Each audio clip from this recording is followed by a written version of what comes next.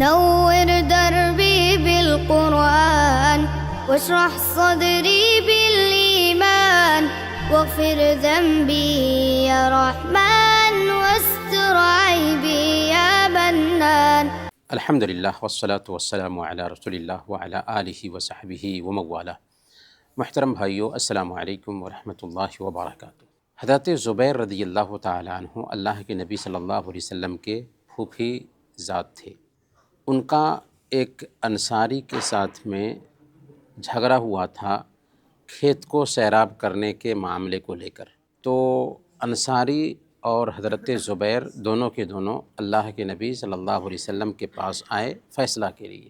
اللہ کے نبی صلی اللہ علیہ وسلم نے کہا کہ زبیر تم اپنے کھیت کو سیراب کر لو اور پھر پانی چھوڑ دینا تاکہ تمہارا پڑوسی بھی اپنے کھیت کو سیراب کر لے. انہوں نے کہا فیصلہ سن کر کے کہ یہ آپ کے پھوپھیزاد ہیں، اس لیے اے اللہ کے نبی صلی اللہ علیہ وسلم آپ ان کے حق میں فیصلہ کر رہے ہیں. چونکہ حضرت زبیر رضی اللہ تعالیٰ عنہ کا کھیت پہلے تھا اور اس کے بعد اس صحابی کا کھیت آتا تھا، تو اس لیے اللہ کے نبی صلی اللہ علیہ وسلم نے یہ فیصلہ کیا تھا کہ تم اپنا کھیت سیراب کر لو، پھر اس کے بعد پانی چھوڑ دینا تاکہ تمہارا پڑوسی بھی اپنے کھیت کو سیراب کر لے.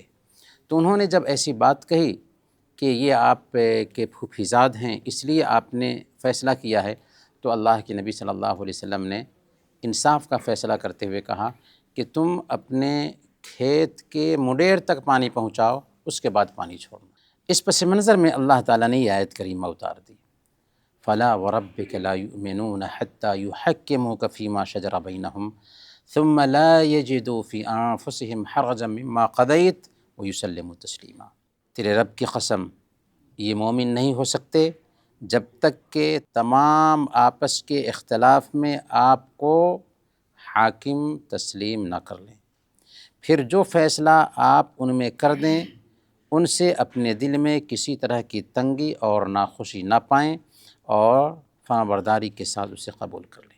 اس آیت کریمہ کے ذریعہ دراصل یہ پیغام دیا گیا کہ اللہ اور اس کے رسول کا فیصلہ اگر ہو جاتا ہے تو ایک مومن کو اختیار نہیں ہونا چاہیے اپنے معاملے میں. اللہ اور اس کے رسول کے فیصلہ کے سامنے سر ٹیک دینا چاہیے اور یہی اطاعت کا جذبہ ہے. یہاں تک کہ یہ سوال بھی نہیں ہونا چاہیے کہ ایسا کیوں کا سوال نہیں ہونا چاہیے. کیوں؟ ہم ڈاکٹر کے پاس جاتے ہیں، ڈاکٹر بولتا ہے کہ یہ دوا اتنی مرتبہ، یہ دوا اتنی مرتبہ. کیا ہمیں اعتراض ہوتا ہے کہ آپ نے یہ دوا اتنی مرتبہ کیوں کہا اور یہ دوا اتنی مرتبہ کیوں کہا؟ نہیں اعتراض ہوتا ہے. تو اللہ تعالیٰ تو حکیم ہے، ہر فیصلہ حکمت پر مبنی ہے اللہ تعالیٰ کے، اور اس کے نبی نے یہ حکم سنایا ہے. وما ينطق عن الهوى، اللہ کے نبی صلی اللہ علیہ وسلم اپنی خواہش کی طرف سے کچھ بھی نہیں بولتے تھے.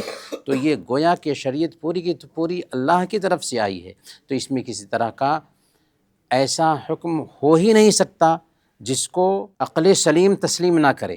ہاں، ہماری بھونڈی عقل ہوگی تو وہی جو ہے نا اس کے خلاف جائے گی. تو دراصل اللہ کے نبی صلی اللہ علیہ وسلم کا کہیں بھی فیصلہ آ جائے تو اس کا موازنہ کسی انسان کے قول سے بھی نہیں کرنا چاہیے. اللہ کے نبی صلی اللہ علیہ وسلم کے قول کو سر آنکھوں پر رکھنا چاہیے اور اس پر عمل کرنا چاہیے. مدینہ میں ایک منافق تھا، اس نے چوری کی. اس کا نام تھا طعمہ بن عبیرق. ایک انصاری کی زرہ چرا لی. جب زرہ کی کھوج کی اس انصاری صحابی نے تو پتہ لگا کہ طعمہ بن عبیرق نے یہ زرہ لی ہے. اس نے کیا کیا، چالاکی سے اس زرہ کو لیا اور اپنے ہی یہودی پڑوسی کے گھر میں اس زرہ کو پھینک دیا. اور طعمہ بن عبیرق نے کہا کہ میں نے زرہ نہیں لی ہے، اور اس پڑوسی کے گھر کی کھوج کی گئی تو یہودی کے گھر سے وہ زرہ نکلی.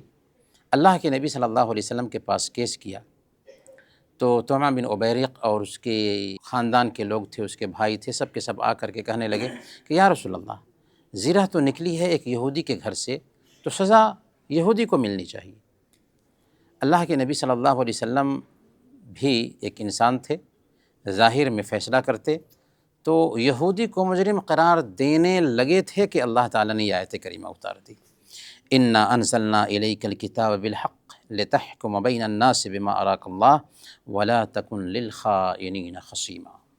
بے شک ہم نے قرآن حق کے ساتھ نازل کیا ہے تاکہ آپ لوگوں کے درمیان اللہ کی دی ہوئی بصیرت کے مطابق فیصلہ کریں، اور آپ خیانت کرنے والوں کی طرف سے دفاع کرنے والے نہ بن جائیے۔ چونکہ اللہ کے نبی صلی اللہ علیہ وسلم بھی انسان تھے، چوری ہوئی ہے، زرہ بھی مل رہی ہے، لیکن زرہ مل رہی ہے یہودی کے گھر سے، حالانکہ چوری کرنے والا طعمہ بن عبیرق ہے، اس نے اس زرہ کو پھینک دیا یہودی کے گھر میں۔ تو اس طریقے سے شک جا رہا تھا یہودی پر، اللہ کے نبی صلی اللہ علیہ وسلم یہودی کے خلاف فیصلہ کر رہے تھے، اللہ تعالیٰ نے وہاں پر انصاف کا فیصلہ کر دیا۔ تو اس سے پتہ یہ چلتا ہے کہ اسلام انصاف پر مبنی دین ہے۔ اللہ کے نبی صلی اللہ علیہ وسلم کے اوپر یہ حکم اتار کر کے اس بات کا اعلان کیا اسلام نے کہ اسلام انصاف کا مذہب ہے اور کسی کے اوپر الزام نہیں ڈالا جا سکتا۔ اس میں ایک اہم نقطہ جو سمجھنے کو ملتا ہے وہ یہ بھی ہے کہ اللہ کے نبی صلی اللہ علیہ وسلم غیب نہیں جانتے تھے۔ اگر اللہ کے نبی صلی اللہ علیہ وسلم غیب جانتے ہوتے تو کہہ دیتے کہ طعمہ بن عبیرق چور تم ہو اور تم نے زرہ کو پھینک دیا یہودی کے گھر میں، اور خواہ مخواہ یہودی کو تم بدنام کر رہے ہو۔ لیکن اللہ کے نبی صلی اللہ علیہ وسلم ظاہر میں فیصلہ کرتے ہیں۔ اس سے پتہ یہ چلتا ہے کہ اللہ کے نبی صلی اللہ علیہ وسلم بھی انسان تھے، غیب نہیں جانتے تھے۔ اگر غیب جانتے ہوتے تو اللہ کے نبی صلی اللہ علیہ وسلم کے دندان مبارک جنگ احد میں شہید نہ ہوتے۔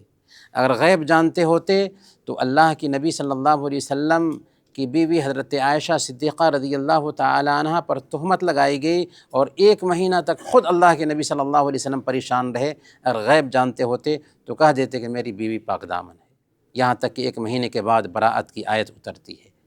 اللہ کے نبی صلی اللہ علیہ وسلم غیب نہیں جانتے تھے، اسی لیے اللہ تعالیٰ نے فرمایا قُلْ لَا أَمْلِكُ لِنَفْسِي نَفْعًا وَلَا ضَرًّا إِلَّا مَا شَاءَ اللَّهُ۔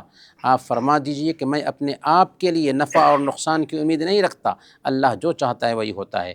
وَلَوْ كُنْتُ أَعْلَمُ الْغَيْبَ لَاسْتَكْثَرْتُ مِنَ الْخَيْرِ، اگر میں غیب جانتا ہوتا تو بہت ساری بھلائیاں سمیٹ لیتا۔ تو اللہ کے نبی صلی اللہ علیہ وسلم کے بارے میں بھی ہمارا یہ عقیدہ ہونا چاہیے کہ اللہ کے نبی صلی اللہ علیہ وسلم پر وحی آتی تھی، غیب کی خبریں اللہ تعالیٰ جتنا چاہتا تھا بتاتا تھا، لیکن بذات خود آپ کے پاس غیب کا علم نہیں تھا۔ غیب اللہ کے نبی صلی اللہ علیہ وسلم نہیں جانتے تھے، غیب کی خبریں اللہ تعالیٰ بتاتا تھا، اور غیب کی خبریں سارے انبیاء کو آیا کرتی تھی، لیکن ان انبیاء کے پاس غیب کا علم نہیں ہوا کرتا تھا۔ انہی باتوں کے ساتھ آج کا درس ختم کرتے ہیں۔ وصلی اللہ علی نبینا محمد وعلی آلہ وصحبہ اجمعین۔